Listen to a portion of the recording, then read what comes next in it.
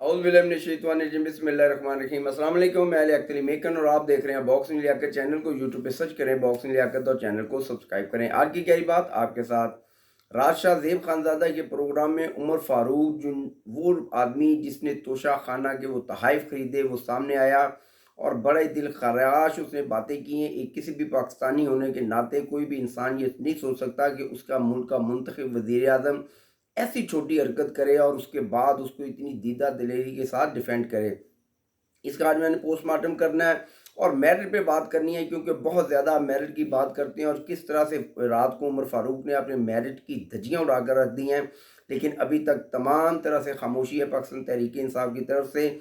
इक्का दुक्का जो लोग हैं वो पाकिस्तानी मीडिया पर आकर बात करने की कोशिश कर रहे हैं, लेकिन उनके पास उनके किसी भी सवाल का जवाब नहीं है। देखिए, कोई भी इंसान जब तकब्बर और गुरूर से बड़ा होता है तो उसका जो सबसे बड़ा उसका जो साइड इफ़ेक्ट होता है, उसको जो सबसे बड़ी अज़ियत का सामना करना पड़ता है, वो उसके तकब्बर और गुरूर की मौत होती है। और जब उसकी तकब्बर और गुरूर की मौत हो जाए तो समझे उस इंसान की भी मौत हो गई। मैं खुदा न खास्ता किसी की मौत की बात नहीं कर रहा, मैं एक इंसानी फितरत की बात कर रहा हूँ कि इंसानी फितरत में अल्लाह ताला की ज़ात ने कैसे मामलात रखे हैं कि इंसान की जो फितरत होती है उसको वो सबसे ज़्यादा अजीज़ और करीब होती है। वो चाहे उसकी फितरत नेगेटिव हो या कि वो पॉजिटिव हो, बुरा सोचता हो या कि अच्छा सोचता हो। अगर वो अच्छा सोचता है तो उसके लिए जब बुरा करना होता है तो वो उसकी मौत होती है, और जो बंदा बुरा करता है उसके लिए कभी किसी के लिए अच्छा करना भी उसकी मौत होती है। और शहजाद अकबर ने जिस तरह किया है उमर फारूक के साथ, वो तो बहुत ही काबिल शर्म और बहुत ही एक बेहुदा हरकत जो उसने बताई हैं। और मैं ये चाहता हूँ कि शहजाद अकबर सामने आए और आकर इन बातों का या तो तहफ़्फ़ुज़ करे या फिर इन बातों का उसको जवाब दे, और उसको देना चाहिए, क्योंकि पाकिस्तान तहरीक इंसाफ के पास अगर कुछ है तो बातों के अलावा तो उनके पास कुछ है भी नहीं। तो कम से कम इस पर मजबूत कोई बयानिया सामने लेकर आएँ।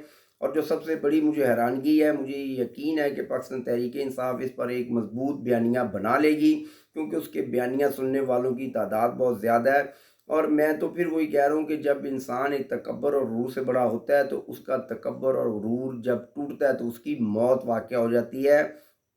और मैं देख रहा हूँ कि पाकिस्तान तहरीक इंसाफ का जो गुरूर और तकब्बर है वह टूट रहा है। और टूटता इसी तरह ही है कि जब आपके पास किसी के सवाल का जवाब नहीं होता तो आप सिर्फ लड़ने या बोलने के अलावा आपके पास कोई दूसरा चारा नहीं होता। और पाकिस्तान तहरीक इंसाफ की भी अब तक यही हालत है। देखें, वो फारूक क्या कह रहा है, वो ये कह रहा है कि जनाब जब मैंने ये तहाइफ ले लिए उसके बाद मुझे शहजाद अकबर बार बार ब्लैकमेल करता रहा, मुझसे कुछ तहाइफ मांगता रहा, मुझसे कुछ टिकट्स मांगता रहा।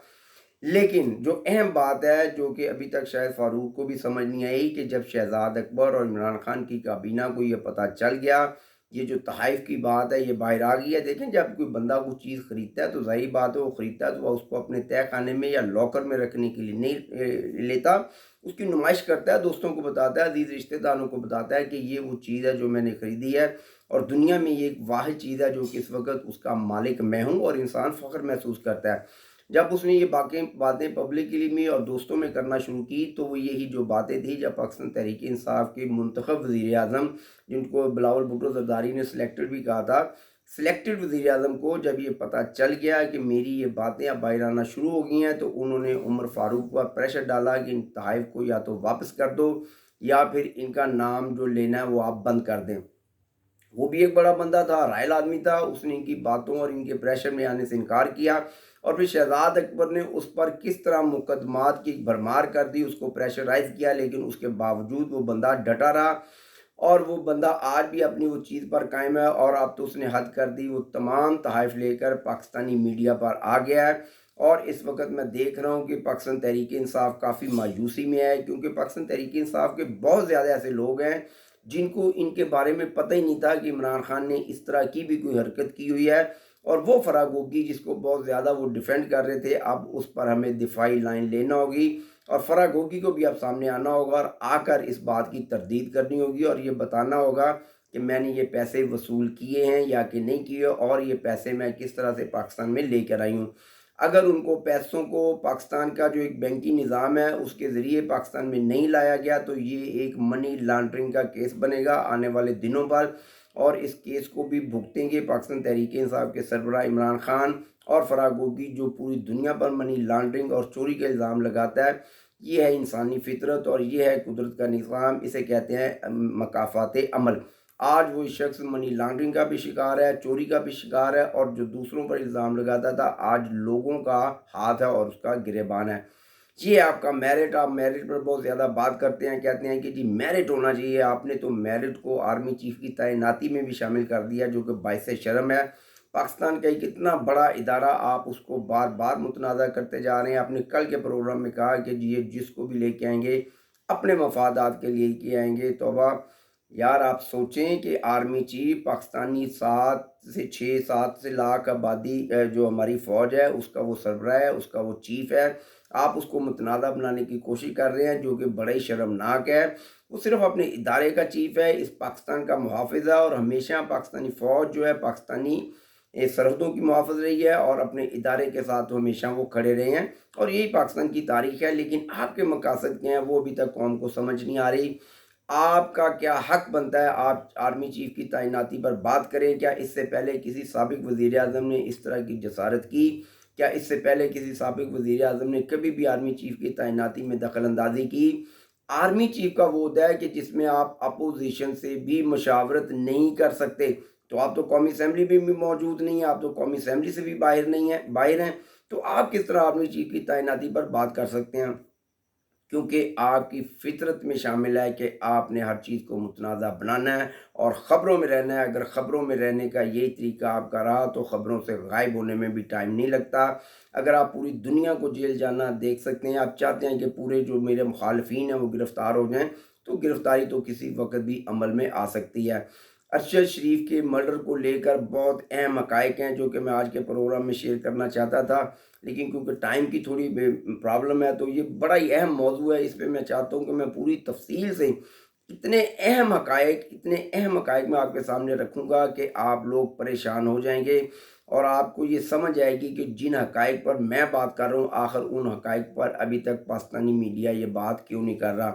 آپ 17 سال کی معاشی پالیسی پر بات کرتے ہیں، جی میرے دور میں 17 سال کے بعد پاکستان میں معاشی پالیسی آئی تھی۔ تو خان صاحب میں نے 2020 میں پروگرام کیا تھا، جب یہ کرونا سٹارٹ ہوا 2019-20 میں، تو میں نے کہا تھا کہ پاکستان میں اس وقت جتنے بھی آرڈر گورنمنٹس کے آ رہے ہیں اس کی جو بنیادی وجہ ہے وہ یہ ہے کہ پاکستان دنیا کے ان اکا دکا ممالک میں شامل ہے جہاں پر کرونا کی صورتحال انتہائی کم ہے، اور یہی وجہ ہے کہ پوری دنیا جو ہے وہ تمام آرڈر پاکستان کو دینا چاہ رہی ہے اور دے رہے ہیں۔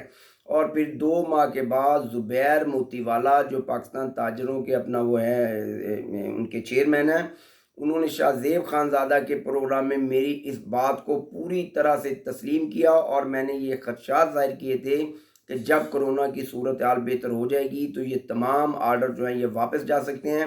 اور زبیر موتی والا نے بھی یہی کہا کہ جی ہمیں لگتا ہے کہ کرونا کی صورتحال بہتر ہونے پر یہ تمام آرڈر بنگلہ دیش اور بھارت منتقل ہو جائیں گے، کیونکہ پاکستان میں ریٹس بہت زیادہ ہیں، اور اس وقت حکومت جو تھی وہ پاکستان تحریک انصاف کی تھی۔ میری بات سمجھ آئے؟ توشہ خانہ کو لے کر سنتا جا شرماتا جا، اس پالیسی پر قائم ہے پاکستان تحریک انصاف اور اسی پر قائم رہے گی۔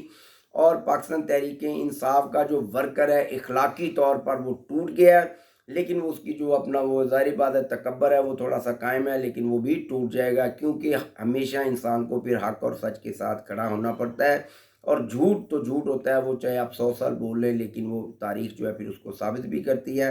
اور میں تو پھر کہتا ہوں کہ خان صاحب ڈرے اس وقت سے جب آپ کے غبارے سے یہ جھوٹ کے غبارے سے ہوا نکل جائے گی، اور پھر یہی نوجوان ہوگا، اس کا ہاتھ ہوگا اور آپ کا گریبان ہوگا، اور آپ کو جواب دینا ہوگا، لیکن آپ کے پاس جواب کوئی بھی نہیں ہوگا۔ میری بات سمجھ آئے تو میری بات شیئر کریں۔ پاکستان زندہ باد، میرے ادارے پائندہ باد۔ السلام علیکم۔